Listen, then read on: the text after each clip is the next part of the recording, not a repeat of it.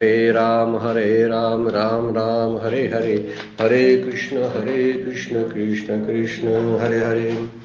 ब्रह्मानंदं परमसुखदं केवलं ज्ञानमूर्तिं द्वन्द्वातीतं गगनसदृशं तत्त्वमस्यादिलक्ष्यम् एकं नित्यं विमलं अचलं सर्वधी साक्षिभूतं भावातीतं त्रिगुणरहितं सद्गुरुं तं नमामि। नमामि सद्गुरु शान्तं सच्चिदानन्दविग्रहं पूर्णब्रह्मपरानन्दईशम् आनन्दीवल्लभं सद्गुरु सच्चिदानन्दं केवलं करुणाकरं ज्ञानयोगेश्वरं वन्दे ज्ञानदेवा पुनः पुनः। अलंकापुरी पुण्यभूमि पवित्र तिथे नांदतो ज्ञानराजा सुपात्र तया ठविता महापुण्यराशी। नमस्कार माझा सद्गुरु ज्ञानेश्वराशी। सर्व संतांना वंदन, सद्गुरूंना वंदन, ज्ञानेश्वर माऊलींना वंदन। आपणा सर्व श्रोत्यांना वंदन करून शिवगड अध्यात्म चॅरिटेबल ट्रस्टच्या ज्ञानेश्वरीच्या नित्याच्या उपासनेला आपण सुरुवात करतोय। आपलं चिंतन नामावरती सुरू आहे। माऊलींनी वर्णन केलेलं आहे की एक वेळ मी वैकुंठात नसेन किंवा सूर्यबिंबातही नसेन, परंतु किंवा योग्यांच्या हृदयात सुद्धा मी त्यांना ओलांडून जातो। तो मी वैकुंठी नसे, वेळू एक भानू बिंबीही न दिसे, परी योगी याचिनी मानसे उमरडून जाय। परंतु मी कुठं असतो, परितया पाशी पांडवा मी हरपला गिवसावा, जेथे नाम घोष बरवा करती माझ्या। ज्या ठिकाणी माझ्या नामाचा घोष चालू असतो त्या ठिकाणी नामाचं महात्म्य किती आहे। देवाला सुद्धा ऋणी करण्याचं काम नाम करत असतं। देवावरती कर्ज होते, हे ऋणवेपण देखुनी अंगी आणि त्याचे उत्तीर्णत्वा लागे। परिचर्या करी, मी इतकं उत्तीर्ण व्हायसाठी, त्याच्या सेवेतून उत्तीर्ण व्हायसाठी मी त्याची सेवा करतोय। भगवंतावरती खरं जे आहे, पुण्य जे आहे ते पुण्य हा एक वेगळा भाग आहे, पण पुण्याची गणना कोण करी। हरिमुखे म्हणा, पुण्याची गणना कोण करी। पुण्याच्या गणनेचा विचारच नाही। खरं आहे ते भगवंतावरती आपलं ऋणच तयार होतं आणि म्हणून भगवंत संत आपल्या मदतीला धावतात आणि आपल्याला मुक्त करण्यासाठी व्यवस्था करतात। फार महत्त्वाची गोष्ट आहे। म्हणून नाम घेताना काय मागू नये। फार वाईट गोष्ट आपल्याला खोड लागलेली असते। काही केलं की त्याच्या बदल्याला काहीतरी पाहिजे असं सतत आपल्याला फारकं वाटत असते। काही करू दे, त्याच्या बदल्याला मला काय मिळणार असं सारखं आपण विचारतो, आणि तेही भौतिकदृष्ट्या काय मिळणार बरोबर आहे, मिळतच असते। नाम घेतल्यानंतर मिळणार नाही असं नाही, मिळणार, पण ते भौतिकदृष्ट्याच का मागायचं आपण। तर त्याच्याऐवजी पारमार्थिकदृष्ट्या जरूर मागावं, आणि पारमार्थिकदृष्ट्या मागावं लागत नाही। पारमार्थिकदृष्ट्या जो आहे, जो आत्मानंद आहे, तो मागावंच लागत नाही, आणि मागायला लागते ते पुरत नाही। मग मागून तरी का उपयोग आहे, हा मुद्दा फार महत्वाचा आहे। म्हणून भगवंत म्हणतात की निष्काम प्रेमयुक्त होऊन बरवं नाम घेणं अत्यंत श्रेष्ठ। ज्याचं नाम बरवं असतं, आवडीनं भावे हरिनाम घेशी। हरिनाम घ्यायचं आहे तर दोन शब्द आवडीनं घेतलं पाहिजे, भावानं युक्त घेतलं पाहिजे, तरच ते काम करत असतं। कबीर महाराजांचा सुंदर दोहा आहे बरं काय, राम नाम सब कही कहे कुई कहे। राम नाम सब कुई कहे, ठक ठाकूर और चोर। राम नाम कोण पण म्हणत असतं, चोर पण म्हणतात, भिकारी पण म्हणत असतात, ठग म्हणजे फसवणारे, ठाकूर म्हणजे चांगली सज्जन लोक आपण म्हणूया, चोर। राम नाम सब कुई कहे, ठग ठाकुर और चोर। जिस नाम से ध्रुव प्रल्हाद तरे, ओ नाम कुछ और। ज्या नामामुळं ध्रुव आणि प्रल्हादांना तरुण गेले ते नाम मात्र वेगळं आहे, त्याला बरवे नाम म्हणतात। माझा बरवा नाम घोष शब्द वापरलेला, जेथे करती नाम घोष बरवा। हा बरवा कोणता, ते नाम सोपे रे, कसं माऊली बोलतात बघा, ते नाम सोपे रे। ते शब्दाला अंडरलाईन करायचं, ते नाम सोपे रे। मग हे नाम मग घ्यायचंच नसतं, काम करताना घ्यायचं, स्वयंपाक करताना घ्यायचं, ड्रायव्हिंग करताना घ्यायचं, बोलताना घ्यायचं, हेच ना, हे नाम आहे ते. पण ते नाम मात्र बर्वे नाम आहे, की जे नाम कबीर महाराज म्हणतात, जिस नाम से ध्रुव प्रल्हाद तरे ओ नाम कुछ और. ज्या नामामुळं याशी संत महात्मे तरुण गेले त्याला, म्हणून भगवंताला सुद्धा भक्ताचा छंद लागतो नामामुळं.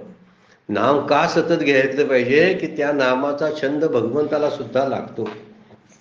असंही म्हणतात आपण, आपला शेवटचा दिवस गोड व्हावा याचसाठी केला होता अट्टहास, असा तुकाराम महाराजांचा एक प्रसिद्ध अभंग आहे. शेवटचा दिवस गोड व्हावा. सगळ्या साधनांची अटीतटी करायची, अट्टहासानं साधनेला बसायचं, ब्रह्ममुहूर्त साधायचा, तीर्थयात्रा करायच्या, तत्वचिंतन ऐकायचं, त्याचं चिंतन करायचं. सगळ्या गोष्टीचं फळ काय? तर फळ आहे या नामचिंतनाचं. शेवटच्या दिवशी शेवटचा जो अंतकाल आहे, त्या अंतकालाला आपल्याला नामाची आठवण होईल आणि त्यासाठी घ्यायचं. आणि शेवटी अंतकाळी जेव्हा आपण देवाला, सद्गुरूंना बोलवतो, त्यावेळी बोलवायसाठी आमचीनी त्याची ओळख असली पाहिजे.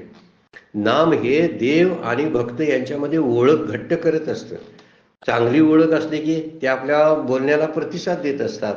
कुठलेही बघा, पाहुण्यांशी आपण चांगलं नातं असेल, मित्रांशी चांगलं नातं असेल, अधूनमधून त्यांना फोन करत असेल, आपण त्यांच्या नावाचा उच्चार करत असेल, तर त्यांना ते आपण प्रिय होतोय की नाही? तसाच प्रकार इथं आहे. भगवंतामध्ये आणि भक्तामधलं नातं घट्ट करण्याचा हा रेशीम धागा आहे नाम. रामकृष्ण हरी, श्रीराम जय राम जय जय राम, ओम नमो भगवते वासुदेवाय, विठ्ठल विठ्ठल जय हरे विठ्ठल. आपल्याला आवडीचं जे आहे ते आवडीचं नाम घ्यावं. सद्गुरूंच्याकडून प्राप्त झालेलं तर सद्गुरूंचं घ्यावं. पण नाम घेतल्यामुळं शेवटच्या दिवशी आपल्या आवाजाची सवय देवाला झालेली असते. हे कोण रे बोलायला लागलाय असं देव म्हणेल. शेवटच्या क्षणाला जर मी म्हणाला लागलो तर रामकृष्ण हरी, रामकृष्ण हरी. कारण मग कुणाला खटवांग राजाची तशी मुक्ती झाली, नंतर तो अजामिळा तरुण गेला, शेवटी म्हटलं ना त्यानं नारायण नारायण म्हणून. मी शेवटी म्हणतो. अरे पण शेवटी म्हणायला तेवढी मनाची अवस्था पाहिजे. दुसरा मुद्दा, शेवटी म्हटल्यानंतर जरासा विनोद आहे त्यामध्ये. आपला आवाज त्या देवाला कधीतरी सवयीचा तरी असला पाहिजे. तर म्हणेल हा माझा भक्त रोज जो मला बोलवत असतोय तो आज मला बोलवा लागलाय, म्हणून भगवंत येईल. परी तयापाशी पांडवा मी हरपला घेऊसावा, जेथे नामघोष बरोबर. मग मृत्यूच्या समय सुद्धा नामघोष केला तर तिथं तो येऊन उशाला बसणार का नाही? येणार आणि आपल्याला सोडवून घेऊन जाणार.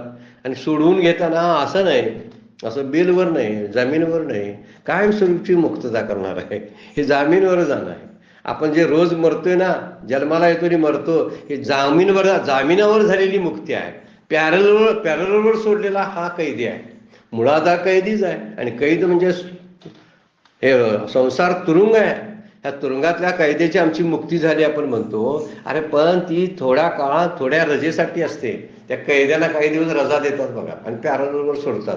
तशी पॅरलवर मिळणारी मुक्ती आहे, ही मुक्ती उपयोगाची नाही. मला कायमचा सोडवणारा माझा मालक जो आहे तो भगवंत आहे. आणि त्या मालकाचं नाव घेताना मला लाज का वाटावी? जीव माझं सगळं चालवतोय त्याच्याबद्दलचं. आणि हाच मुद्दा इथं मांडलेला आहे.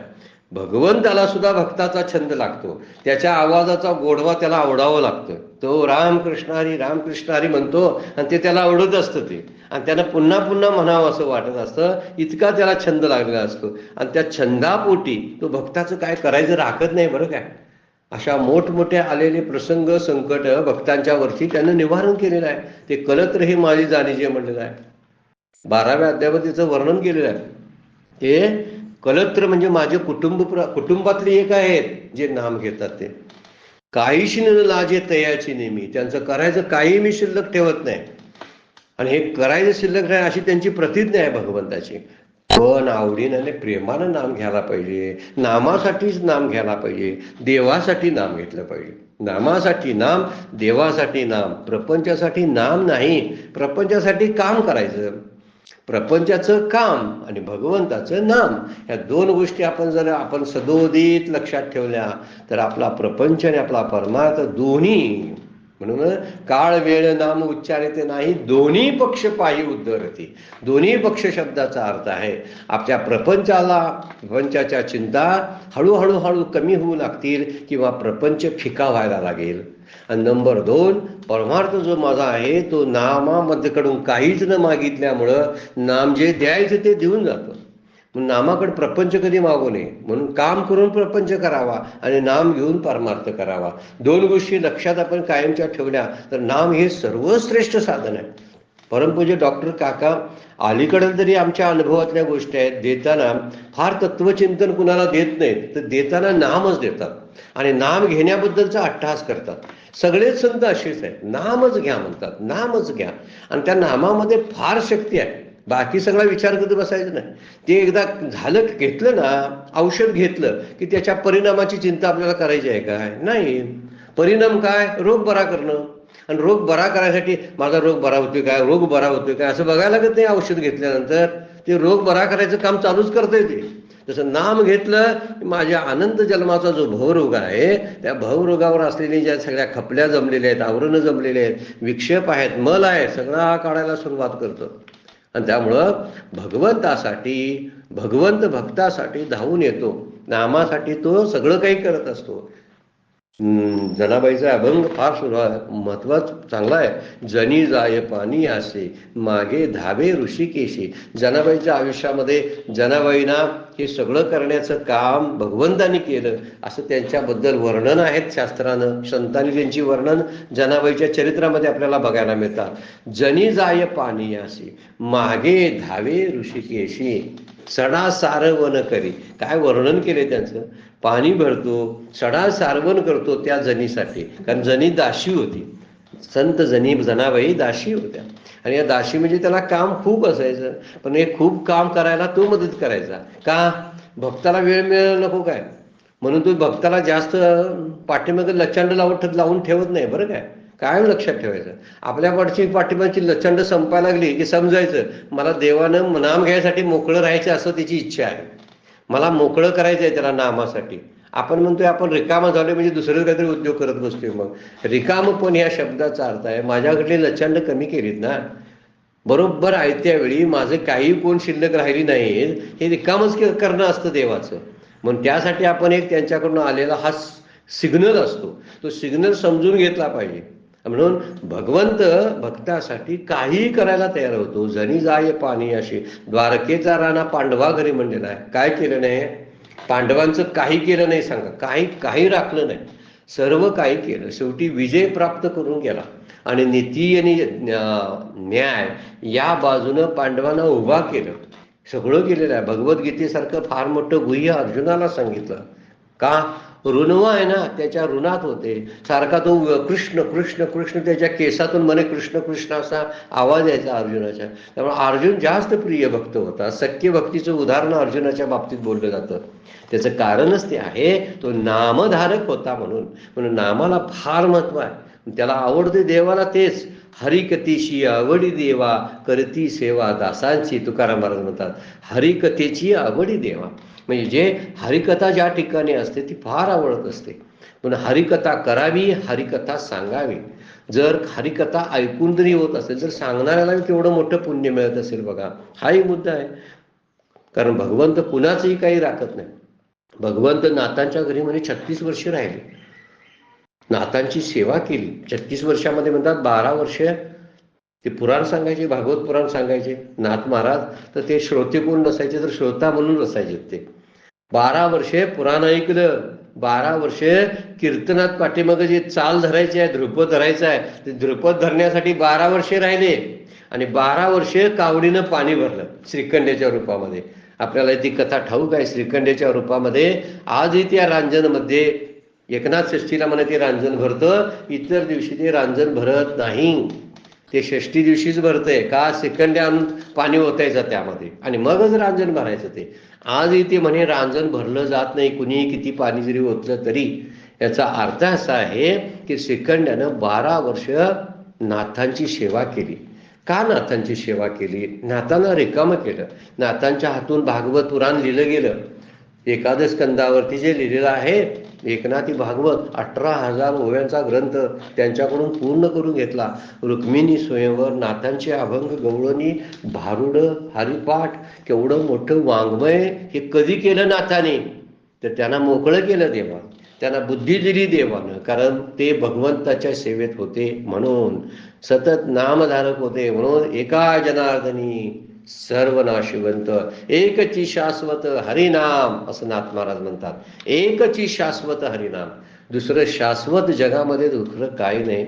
भगवंत आणि भगवंताचं नाम हेच शाश्वत आहे. म्हणून भगवंताने तुकोबांची सेवा केली, ज्ञानेश्वरांची सेवा केली, नाथांची सेवा केली, समर्थांची सेवा केली. रामाने किती मोठं वर्णन आहे. त्यांच्यावर आलेली संकट त्याने आपल्यावर घेतली देवाने, हे सगळं, आणि त्यांचे शब्द सगळे खरे केले. नामात एवढी शक्ती असते की नामामध्ये वाचासिद्धी येत असते. वाचासिद्धी येणं ही गोष्ट वेगळी आहे. म्हणून नामाचं महात्म्य सांगताना काय महात्म्य सांगावं, काय सांगावं तेवढं कमी आहे. नाम गोड पुरे गोड, सकळ ही रसनायरा रसाविटे, घेता घोट अधिक हे, इतर अनेक रसा मरण गाठी, येणे तुटी संसाराशी. इतर रस आपण सेवन करतो, हे विषय रस, त्यामुळं मरणच येतं. पण येणे तुटी संसाराशी, यामुळे संसार बाधित करतं नाम. नाम संसाराला फुकून टाकतं, बाजूला करतं. संसार नाहीसा करून टाकतं आपल्या दृष्टीनं. संसार जागच्या जागेला असतोच, आपल्यासाठी संपून जातो. कशामुळं? नामाचं एवढं महात्म्यच आहे. तुका म्हणे आहार झाला हा विठ्ठल आम्हाशी. तुकाराम महाराज म्हणतात, हे आमचं जेवण आहे, विठ्ठल विठ्ठल विठ्ठल. किती म्हणजे त्याला जेवणाची सुद्धा शुद्ध नसायची तुकोबांना, त्याच्या चवीची शुद्ध नसायची. राम नामामध्ये, विठ्ठल नामामध्ये नाम घेतलं की मन शांत होतं. नाम घेता मन निवे, वाचे अमृतची स्रवे. ज्या मुखानं नाम घेतो ना, त्या मुखानं शुद्ध वाणी त्याला प्राप्त होते. मागे जाळी महादोष, पुढे चुकवी गर्भवास. नामाचं महात्म्य तुकोबा कसं सांगतात बघा. मागचं सगळं जे आहे ते अनिष्टाची सगळी निवृत्ती करतात, पुढे असणाऱ्या इष्टाची प्राप्ती करून देतात. मागे जाळी महादोष, पुढे चुकवी गर्भवास. गर्भवास कशानं चुकेल? मोक्षानं. आणि नामापाशी चारी मुक्ती, जाल निश्चिती उद्धवा. नाथाची उभी आहे. एवढे नामावडी शक्ती, तेवढे पाप नाही त्रिजगती. नामापाशी चारी मुक्ती, जाल निश्चिती उद्धवा. अरे नाम घेतो तेवढं पापच नाही जगामध्ये. नामधारकासाठी पाप शून्य होऊन जातं. आणि नामापाशी चारी मुक्ती, उद्धवाला उपदेश करताना हे वर्णन केलेलं आहे. भगवंत म्हणतात, म्हणून आपण तुकाराम महाराजांना हा जेवण झालं. म्हणूनच ते म्हणतात, राम म्हणे ग्रासो ग्रासी, तू जेवीला उपवासी. जेवून सुद्धा उपवासाचं फळ प्राप्त कधी होईल? तर राम नाम घेण्यामुळं. आपण उपवास करून सुद्धा नाम घेत नाही, उलट आमचं असते सगळं. उपवास करायचा नाही ना, उलट उपवासा दिवशी जास्त नाम घ्यायला पाहिजे. पण ज्याच्यासाठी आपण उपवास करतोय त्याचं नाम घेत नाही आपण. सोमवारी उपवास करायचा, गुरुवारी उपवास करायचा, शनिवारी उपवास करायचा, आणखीन कुठली एकादशीचा उपवास करायचा. पण तोंडातून हरी म्हणायचं नाही. हरीसाठी उपवास केलाच ना, पण हरी म्हण. तर तुकोबा म्हणतात, पोटभर जेव आणि हरी म्हण तरी सुद्धा चालते. राम म्हणे ग्रासो ग्रासी, प्रत्येक घासाला राम कृष्ण हरी, श्रीराम जय जय राम म्हणत राहा. राम म्हणे ग्रासो ग्रासी, तो जेवीला उपवासी. राम म्हणे वाट चाली, यज्ञ पाऊला पावली. सगळे यज्ञच घडत राहतात, कारण नाम हे जप हा यज्ञ फार. नाम जपी यज्ञ तो परम, बाधू न शके स्नानादी कर्म. नामे पावन धर्म अधर्म, नाम परब्रह्म वेदार्थे. नाम हेच परब्रह्म आहे. म्हणजे ज्याला विवर्त सांगितलेत ना, अध्यस्थ विवर्त आणि अनाध्यस्थ विवर्त, असे काहीतरी विवर्ताचे 2 प्रकार सांगितले. हे नाम हे कसं आहे तर दिसतं सगळं, ते म्हणजे सृष्टीतच दिसायला लागतं, ते विवर्त सांगितलेलं आहे. तर राम म्हणे वाट चाली, प्रत्येक पायाला यज्ञ घडतो. राम म्हणे करिता धंदा, सुख समाधी त्या सदा. राम म्हणत म्हणत धंदा केला, व्यवसाय आपलं काम केलं तरी त्याला सुख आणि समाधी प्राप्त होईल. काय नामाचं महात्म्य आहे हे संतांनी अनुभवलंय आणि मग लिहिलेलं आहे. म्हणून सगळ्यात श्रेष्ठ नाम आहे. पण नामच घ्यायचं, कारण नामापाशी भगवंत आहे. रामकृष्ण नामे रंगले जे नर, तुका म्हणे घर वैकुंठ ते. आपल्या घरात शांती नांदावी यासाठी सतत नाम घ्यावं. रामरक्षा स्तोत्र, हनुमान चाळीसेचं स्तोत्र, विष्णू सहस्त्रनामाचं स्तोत्र, श्री स्तुक्त, हे सगळ्या ज्या आहेत याचं वर्णन किंवा पुरुष सूक्त हे आपल्या घरामध्ये जर सतत चालू असेल ना, हरिपाठ, ज्ञानदेवांच्या हरिपाठामध्ये नामाची रेलचेल आहे, सगळी रेलचेल आहे. अभ्यास म्हणून बघायला काय हरकत नाही. हरिपाठातल्या 27 अभंगामध्ये भगवंताची नामं किती वेळा आल्या, म्हणजे राम आलं, गोविंद आलं, कृष्ण आलं, ही सगळी नामं किती वेळा आल्यात बघण्यासारखा आहे, संशोधनासारखा विचार आहे बघा. म्हणून हरिपाठ म्हटल्यामुळं आपोआप नाम घेतलं जातं. विष्णू सहस्त्रनामामध्ये तरी 1000 नामांचा उच्चारच होत असतो. म्हणून ज्या घरामध्ये सतत रामकृष्ण नामे रंगले जे नर, तुका म्हणे घर वैकुंठ ते, त्यांचा देहच वैकुंठ होतो, त्यांचा देहच वैकुंठ होतो, आपलं घर वैकुंठ होतं. म्हणून काय करावं? गोंदवलेकर महाराजांच्या प्रवचनामधून ज्याने अभ्यासला असेल प्रवचन, 365 प्रवचनाचा ग्रंथ आहे ना गोंदवलेकर महाराजांचा, रोज 1 जानेवारीपासून 31 डिसेंबरपर्यंत अशी 365 प्रवचनाचा तो संग्रह आहे. अत्यंत अमूल्य असा ठेवा आहे. रामनामाचं महत्त्व जर सांगायचं जर अधिकार आले नसतील, ते परमपूज्य सद्गुरू हे गोंदवलेकर महाराजच सांगू शकतात. अन्य कुणाला ते लक्षात येणार नाही. इतकं मोठं महात्म्य रामनामाचं त्यांनी सांगितलेलं आहे. भगवंत मग तेच बोलतात, आपल्या प्रपंचाची गाडी ही रात्री झोपताना आपल्या प्रपंचाची गाडी तर त्याच्या खऱ्या मालकाच्या दारात पार्क करावी आणि आपण नामाच्या घरामध्ये शांत झोपी जावं असं सांगितलेलं आहे. संत बोलतात आपल्या प्रपंचाच्या गाडीचा सारखं बोज असतोय आपल्यावरती. प्रपंचाची गाडी म्हणजे प्रपंचाचा पसारा सगळा. कुठं लावावी गाडी? ती आपल्या दारात लावायची नाही, तर ती लावावी भगवंताच्या दारात पार्क करावी. म्हणजे सगळ्या प्रपंचाचा भार देवाला अर्पण करावा आणि आपण कुठं शांत बसावं? आपण नामाच्या घरामध्ये पहुडावं, शांत झोपावं. किती सुंदर झोप लागत असेल बघा मग नामाच्या घरामध्ये झोपल्यावर. नाम घेता घेता नामाच्या घरातच आपण शिरत असतो. म्हणून हे विचार फार महत्वाचा आहे. कुठल्याही प्रकारची भय आणि चिंता नष्ट करण्याचं काम नाम करत असतं. अंतकाळी ज्याच्या नाम आले मुखा, तुका म्हणे सुखा पार नाही. शेवटच्या क्षणी जर मुखात नाम आलं तर त्याच्या सुखाला म्हणजे त्याच्या मुक्तीला कोण अडवू शकत नाही. कारण भगवंत स्वतः त्याला न्यायला येतात. ज्याच्या मुखामध्ये राम नाम अंतकाळी येतं. अंतकाळी राम नाम येण्यासाठी अगोदर त्याचा सराव असला पाहिजे. कारण मृत्यू ही रंगीत काय आहे की मुख्य कालचा शो आहे खरा. एखादं नाटक आहे. जीवन हे जर नाटक, आयुष्य हे नाटक जर समजलं तर शेवटचा अंक म्हणजे मृत्यू आहे. आणि शेवटचा अंक म्हणजे नाटकच आहे, ते प्रत्यक्षात सादर करायचे. सगळेच अंक तिथंच येतात मग. म्हणून इकडं मात्र अगोदर त्याची रंगीत तालीम घेतली पाहिजे ना, तरच एखादा नाटकाचा शो शेवटच्या क्षणी स्टेजवरती चांगला येतो. स्टेजवर नाटक चांगलं व्हायसाठी अगोदर पाठीमग कुठंतरी त्याचं अगोदर रंगीत तालीम रिहर्सल व्हायला पाहिजे, तरच त्याचा खरा शो सादर करताना अडथळे येणार नाहीत. आणि खरा शो कोणता आहे माहिती आहे का? मृत्यूच्या क्षणीच साधक कळायला लागतो. साधक हे मृत्यूच्या समयीच कळतात. अंतकाळी जर मुखामध्ये नाम आलं तर तो साधूच असतो, कारण त्यानं जन्मभर तेच केलेलं असतं. म्हणून मृत्यू हा शेवटचा आपला शो आहे, अंकात शेवटचा शो आहे. आणि त्यामधली आपली भूमिका जी आहे ती भूमिका चांगल्या वाटवण्यासाठी अगोदर रंगीत तालीम घेतली पाहिजे. रंगीत तालीम म्हणजे रोज भगवंताचं नामस्मरण करणं. एकदा नामस्मरणाची सवय लागली की अंतकाळ सुद्धा तो एक दिवसच असणार आहे. रोज मी घेतो, सोमवार मंगळवार बुधवार गुरुवार शुक्रवार शनिवार रविवार रोज घेतो. ह्यातल्या कुठल्या तरी वारी मी वारणार आहे. ह्या कुठल्या तरी वारी मी वारणार आहे. मी कधी वारणार? तर कुठल्या तरी वारी वारणार. म्हणजे सोमवारी वारणार किंवा मंगळवारी वारणार, पण वारणार ना, हा महत्वाचा मुद्दा आहे. मी सोमवार मंगळवार असे 7 दिवस जर नाम घेत असेल तर समजा आणि त्यातल्या कुठल्या तरी दिवशी मला मृत्यू येणार आहे ना, मग त्या दिवशी माझ्या मुखात नाम यायचं राहील कसं सांगावं? आणि शेवटचा क्षण भगवंत सांभाळतात, सद्गुरू सांभाळतात.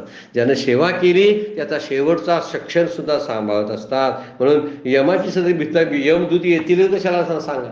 भर्जनम भो बीजानाम भर्जनम सुख संपदा तर्जनम यमदूतानाम राम रामेती गर्जना.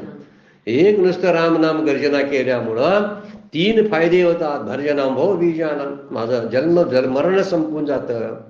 तर्जनम यमदूतानाम, यमदूताची भीती म्हणजे मृत्यूचं भय संपून जातं. आणि अर्जनम सुख संपदा, सगळी सुख संपदा आपल्याला प्राप्त होते. आता ह्यापेक्षा आणखीन आपल्या आयुष्यामध्ये काय असावं पाहिजे? काही लागत नाही. हे कोण करते? राम रामेती गर्जनम, रामनामाच्या गर्जनेमुळे ही गोष्ट शक्य होते. नाम काय किती नाम घेतलं आणि त्याचं आयुष्य बर्बाद झालं असं कधी होईल काय सांगा? पण आयुष्यभर अनेक जन्म ज्यांनी प्रपंच केला तो मात्र वाया जातो. काही हाताशी लागत नाही. अशी वाळू जशी मुठीत ठेवावी तशी मुठीतून वाळू कशी सरसर सरसर त्याचे कण निष्ठून जातात बघा. आणि उघडली मुठकी काहीच नसतं. तशी शेवटी मृत्यूच्या समयी आपली मूठ उघडली ना तर आयुष्यभर मुठीत जो प्रपंचरूपी वाळू पकडून ठेवलेली असते ना त्याचे कण आणि कण निष्ठून जातात. नाती निष्ठून जातात, मित्र निष्ठून जातात, घर संपतं, प्रॉपर्टी काय उपयोग होत नाही. ह्या सगळ्या गोष्टी माझ्या हातातून मुठीतून निष्ठत असतात. ह्या निसटलेल्या गोष्टी का धराव्यात? नामाला का पकडून हे सांगा बघू. सगळ्यात गाभाघटक काय असेल तर नाम आहे. नामाला पकडणं फार महत्वाची गोष्ट आहे.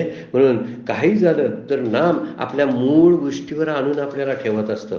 उदाहरण देतात बघा. गायक करणारे गवई मंडळी जे असतात तंबोऱ्यावरती सूर धरत असतात. तंबोऱ्यावरती कुठला तरी सा लावलेला असतो. तो कुठलाही असू दे तो सहा. आणि तो सहा लावतात. सारे गम पदे मधला सहा. आणि तो सहा जो तंबोरा गायकाला त्याच्या काय करत असतो तो किती भरकडत जर बाजूला गेला तर त्याला तो तंबोरा सहाचं आठवण करून देत असतो. अरे तुझं गाणे हा सहावर काळी 1ला सुरू झालेला आहे, तू काळी 5ला कुठं फिरकायला लागलास किंवा पांढरी 2ला कुठं जायला लागलास असं होण्याची शक्यता आहे. तंबोरा आहे तो गायकाला त्याच्या गाण्याच्या जो स्वर आहे आधारभूत जो पट्टी त्याची आहे त्याचं भान देतो. तसं नाम आपण कुणाचे आहोत, मी कोण आहे याचं भान देतो. तंबोऱ्यामुळं गायकाला त्याची पट्टी सापडते, घसरत नाही गायक.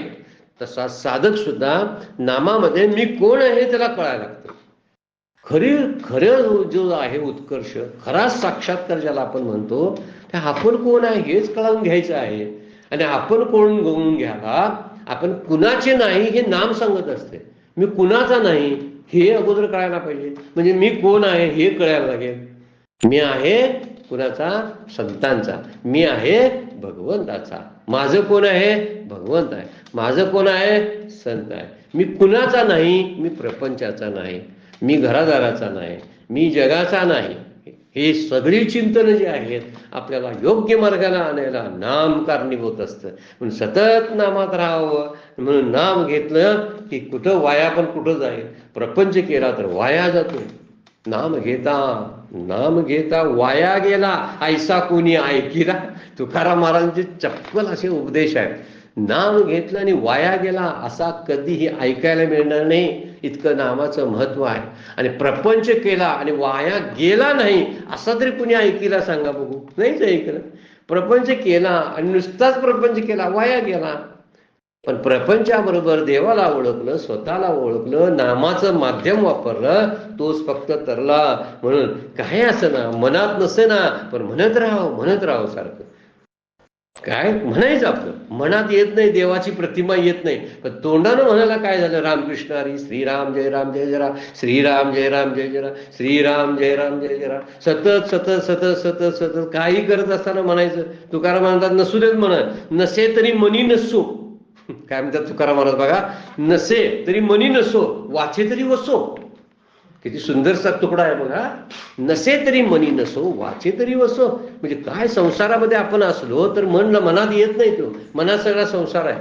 असू दे हो संसार मनामध्ये. अहो वाचेत तरी नाम ठेवा. वाचेत नाम घेतलं तर संसार सुद्धा सुखाचा होईल. आसोनी संसारी जिवे वेगू करी, वेदशास्त्र उभारी बाह्या सदा. पहिलाच अभंग आहे हरिपाठामधला, ज्ञानदेवांच्या हरिपाठामधला. आसोनी संसारी जिव्हे वेगू करी. संसारात राहा हरकत नाही, पण त्या संसार करताना हा संसार ज्यानं निर्माण केला त्याची आठवण राहिली पाहिजे ना. जर आठवण नसेल तर या भगवंताच्या नामा गुणानुवादाला अर्थ काय राहायला सांगा बघू. म्हणून सर्वश्रेष्ठ भगवंताचं नाम आहे. खूप महात्म्य जितकं बोलावं तितकं कमी आहे. आपल्याकडं तो जसा वेळेची बंधनं असतात, आपल्याला पुढे गोव्यात जायचे असतात, पण हे साधन जे सर्वश्रेष्ठ साधन आहे ज्ञानेश्वरीचं नित्य वाचन आणि 1 तासभर नाम, फार महत्त्वाची गोष्ट आहे. ह्या 2-3 गोष्टी जर आपण पाळल्या तर निश्चितपणे आपला उद्धार झाल्याखेरीज राहणार नाही. काय म्हटलं, एक 3 गोष्टी आहेत. सकाळी उठल्याबरोबर ब्रह्ममुहूर्तावर नामस्मरण करणं किंवा ध्यान करणं हे नित्याचं ठेवलं पाहिजे आपण. नंबर 2, नामस्मरणानंतर शारीरिक व्यायाम थोडासा आपण केला पाहिजे. आणि नंबर 3, या शारीरिक व्यायामानंतर आपल्या स्नानविधीनंतर आपले सगळे विधी आटपले की एक अर्धा पाऊण तास ज्ञानेश्वरी तुकारामाची गाथा किंवा दासबोध किंवा आणखी नाथांचं भागवत किंवा भगवद्गीता याचं पठण, त्यांचं मनन, तत्वचिंतन 1 तासासाठी केलं पाहिजे. आपल्याला जगात कुणीही अडवू शकणार नाहीत. संकट आपल्याला पळून जातील आपल्याकडून. ह्या 3 गोष्टीचा अंतर्भाव आपल्या रोजच्या आयुष्यामध्ये करावा. हे अनुभवाचे बोल आहेत. हे अगदी शास्त्रच नुसतं नाही आहे, पण त्याबरोबर ही फार महत्त्वाचे आहे. ज्याला विहारही कळला पाहिजे. जग कळायला ह्या ठिकाणी ज्ञानेश्वरी किंवा ग्रंथ, इतर जे ग्रंथ आहेत ते फार उपयुक्त असतात. त्यामुळं माणसं कळतात. माणसं कळून झाली की आपण कळायला लागतो. माणसं कुणाची नाही ते आपल्याला समजायला लागते. त्यामुळे माझं कोण नाही अशा ज्या पॉईंटवर आपण येतो या तत्वचिंतनामुळे येत असतो. नाम काय करत असतं, आपल्या भोवती एक कुंपण तयार करत असतं आणि कुंपणामुळं आपलं संरक्षण आतल्या आत होत असतं. म्हणून इथं वर्णन करतात, परितयापाशी पांडवा मी हरपला. बरोबर नाम असलं पाहिजे. 2 महत्त्वाच्या गोष्टी. जिथं नाम आहे तिथं देव आहे, हे एक. आणि दुसरी गोष्ट, ते नाम कसलं असलं पाहिजे, ते नाम शुद्ध असलं पाहिजे. ते नाम निष्काम असलं पाहिजे. ते नाम कसलं असलं पाहिजे, तर त्या नामामध्ये प्रेमयुक्त असलं पाहिजे, भावानं घेतलं पाहिजे. असं जेव्हा आपण पाळू तेव्हा ना तर आपलं आयुष्य अगदी सुजलाम सुफलाम होईल. भर्जनम तर्जनम अर्जनम सुख संपदा, जो शब्द श्लोक वापरलाय ना रामरक्षामधला, सुख संपदा ज्याला आपण म्हणतात, ती शारीरिक संपदा आणि भौतिक संपदा सुद्धा आपल्याला प्राप्त होईल. आणि याच्या पलीकडे जाऊन ही शरीर संपदा असल्यामुळं मला आणखी नाम घेण्यासाठी उत्साह येईल. हा मुद्दा आहे ना त्यामध्ये. मरगळलेलं शरीर आणि रोगाने ग्रस्त झालेल्या शरीरामध्ये फार त्रास होतो. आता शेवटी वार्धक्यामध्ये येणारच आहे, पण वार्धक्यामध्ये ही जी शिदुरी आहे ना, ही शिदुरी फार उपयोगी पडणार आहे आपल्याला. वार्धक्यामध्ये काहीच करता येणार नाही, पण झाले आता तीर्थयात्रा, झालं आता नाम, झालं आता ध्यान, आता नुसतंच पडून राहणे त्याच्यावरती, त्याच्याच बरोबर राहणे, भगवंताच्या बरोबर राहणे, ही शेवटची सुधुरी आपल्याला उपयोगाला येत असते. माऊली म्हणतात, कैसे माझ्या गुणी झाले देश काळा ते विसरले, कीर्तने सुखी झाले आपण पाची. हे नामधारक 209 नंबरची उभी आपण घ्यायला लागले. आता ते भक्त माझ्या गुणकथनाने कसे तृप्त झालेले असतात बघ. काय तृप्ती असते त्यांच्या चेहऱ्यावरच, तृप्ती दिसत असते. काय प्राप्त करायचं असा लाचार चेहरा त्यांचा बघायला मिळत नाही. नामधारक जे असतात ना, त्यांचा चेहरा कधी लाचार असणार नाही, त्यांच्या बोलण्यामध्ये कुठेतरी लाचारी असणार नाही. फार महत्त्वाची गोष्ट आहे. आणि म्हणून त्या गुणकथनाने ते कसे तृप्त झालेले असतात बघ. कारण माझं गुणकथन करीत असताना आपण कोठे आहोत, आपण किती वेळ गेला, हे सगळं विसरून जातात. ते नामाला बसलं आणि नामाची एकदा तार लागली ना तर किती वेळ गेलेला आहे ते आपल्याला कळत नाही. बरीच मंडळी अगदी अलार्म लावून सुद्धा नाम घेतात. बरं आहे, चांगली गोष्ट आहे. अगदीच काही नाही करण्यापेक्षा ठीक आहे, मला 1 तासानंतर ड्युटीवर जायचं असतंय, मग नामाला तर समजा जर मुरूनच गेलो, आता कोण मुरून जाणारा असेल तर असा विरळा म्हणायचा. काय म्हणलेला आहे, दुर्लभ आणि विरळा असा शब्द माऊलींनीच वापरलेला आहे. की तो कसा आहे, तो दुर्लभ आणि विरळा श्रोता असतो की जो नामामध्ये गुंगून जातो. तो नाम घेता घेता घेता इतका त्यामध्ये भान विसरून जातं. कालच्या चिंतनामध्ये आपण बघितलेलं आहे, आपण जी मांडी घातलेली असते ना, ती मांडी किंवा आपलं शरीर जड व्हायला लागतं. आणि जड होत होत होत आपल्या ह्या सगळ्या संवेदना अगदी मेंदूपर्यंत गेलेल्या असतात. आणि आपण कुठं आहोत हे आपल्याला कळत नाही. आपल्याला डास चावतात काय, आपल्याला भूक लागली काय, हे समजत नाही. असा सगळ्या मोठ्या मोठ्या नामधारकांचा अनुभव आहे. आपण हे अनुभव घ्यायला काय हरकत नाही. त्यांना आलाय, मलाही येतो, कारण मी नरदेहातच आहे. न ध्येया जे जे म्हणून आहे त्यांना नामाचा अनुभव येणारच येणार. पण नाम अट्टहासाने घेतलं पाहिजे ना. म्हणून म्हणतात ते काय, कैसे माझ्या गुणी झाले, काय माझं गुणगान करतात ते. देश काळा ते विसरले, काळ वेळ नाम उच्चारिता नाही. देश काळा ते विचारले म्हणजे कुठं ठिकाण आहे ते काय त्यांना माहीतच नाही. काय सगळी एवढी आवडी लाठी मुखाशी. तुका म्हणे जोगे विठ्ठल भोगे खरे माफ. तुकाराम महाराजांचा अभंग आहे. त्यामध्ये ते म्हणतात की आमच्या तोंडावर असे एक प्रकारचं जिभेला वळणच लागलेलं असतं. म्हणून गुणगान करताना इतके तल्लीन होतात की त्यांना काळ वेळाचं भान राहत नाही, ठिकाण कुठलंही कळत नाही. म्हणून नाम संकीर्तनाने ते स्वतः सुखी होता. कीर्तने सुखी झाले आपण अपाची. आपण अपाची म्हणजे दुसऱ्या आधारावर नव्हे. नाम हा एकमेव आधार त्याच्यासाठी असतो, दुसरं काही नसतं. म्हणून सततम कीर्तयंतो माम या शब्दाचंच अजून वर्णन आपण बघायला लागलेलं आहे. सततम कीर्तयंतो माम, सतत कीर्तन आहे. तंतश्य दृढव्रत आता पुढे बघणार आहोत. तर सतत कीर्तनामध्ये असताना कीर्तन म्हणजे नाम घेणं, भजन करणं म्हणजे कीर्तन आहे. कीर्तनाचं श्रवण करणं हेही भजनच आहे. नंतर कीर्तन ऐकणं, प्रवचन ऐकणं हे सुद्धा भगवंताचं भजनच आहे. नामाबरोबर ह्याची सवय लावून घ्यायची. एक ग्रंथ आपल्या जोडीला असला पाहिजे, चांगलं कुठेतरी ऐकायला आपण बसलो पाहिजे. आणि हे करत करत करत आपल्या आतून सगळ्या अंतःकरणाची मशागत होत असते. सगळं सुपीक अशी जमीन तयार होते. त्यामध्ये नामाचं बीज पेरलं जातं. त्या नामाच्या बीजाला पालवी फुटते आणि ती पालवी म्हणजे अखंड तृप्ती, अखंड समाधान ही त्याची फळं आहेत. आपल्या लक्षात येत नाही. म्हणून अंतःकरणात नामाचं बीज रोवून घ्यावं. सद्गुरू ते करतात, पण त्या बीजाची मशागत कुणी करायची, त्या बीजाला पाणी कीटकनाशकनं कुणी घालायची. कुठून तरी हल्ले होतात काम क्रोधादी विकारांचे, त्यापासून त्याला वाचवलं पाहिजे. किडे येतात, ते त्या झाडाला कीड लागते ना, त्यासाठी वाचवलं पाहिजे. त्याला सतत पाणी देत राहिलं पाहिजे, म्हणजे त्याला नाम घेत राहिलं पाहिजे. आपण रोज नाम घेणं म्हणजे त्या झाडाला जे बीज दिलेलं आहे सद्गुरूंनी, त्या बीजाला पाणी घालण्यासारखा प्रकार आहे. रोज नाम घेणं हे खत पाणी घातल्यासारखा प्रकार आहे. कारण जमीन सुपीकच झालेली असते. कुणाबद्दलचे वाईट चिंतन सगळं होतच नाही. कुणाचा द्वेष नाही, कुणाचा मत्सर नाही, कुणाबद्दल ईर्ष्या नाही, कुठं मोठं होणं नाही, कशातून सुखाची अभिलाषा नाही. सुखी झाले आपण पाची. कशावरही सुख ते अवलंबून नसतं, ते नामावरच अवलंबून असतात, ते भगवंतावर अवलंबून असतात. देहभान विसरतात. असो ऐसा कोठे आठवही नाही, देहीची विदेही भोगू दशा.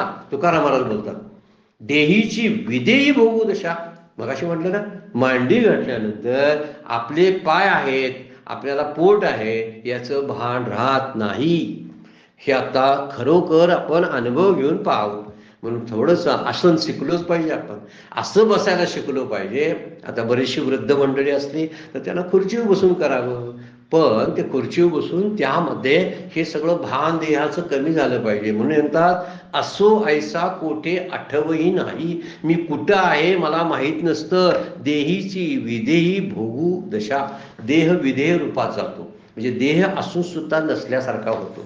देहासक्ती संपून जाते नामामुळं. म्हणून गुणगान करण्यामध्ये इतके तल्लीन असतात की त्यांना देश काळा ते विसरले. म्हणजे नाम तल्लीन झाल्याबरोबर नामापासून मिळणारे जे सुख आहे ते तृप्ती देत असतं, समाधान देत असतं.